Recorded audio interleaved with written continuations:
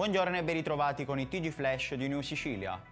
È di Giorgetta Ancuta Pop, romena di 43 anni, il corpo della donna, trovata uccisa nella serata di ieri a colpi di arma da fuoco, in un casolare nelle campagne tra Belpasso e Paternò. Il cadavere è stato trovato da alcuni operai dell'azienda agricola per cui lavorava. La vittima era risultata irreperibile al cellulare e a seguito di ciò alcuni colleghi sono andati nell'abitazione localizzata dentro il comprensorio dell'azienda facendola mara scoperta. Un incidente si è verificato intorno alle ore 19:15 di ieri in viale Strasburgo all'altezza del cinema Cityplex Metropolitan a Palermo.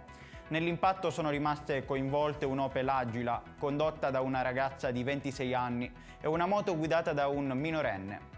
Epilogo poco felice conclusosi con il ricovero al Villa Sofia per il 17enne dopo lo scontro con il veicolo.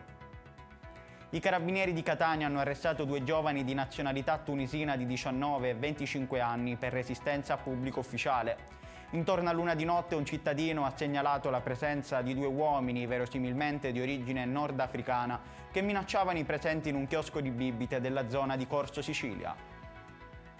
Si è concluso con 3 deferiti all'autorità giudiziaria, il sequestro degli scarichi di un opificio e circa 15.000 euro di sanzioni amministrative accertate, le attività di ispezione e di indagine condotte dall'Arma Agrigentina nell'ambito della campagna olearia 2022.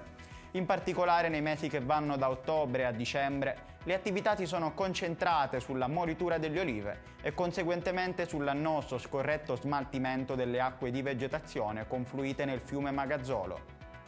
Ed è tutto per questa edizione, il prossimo appuntamento sarà questo pomeriggio alle ore 16.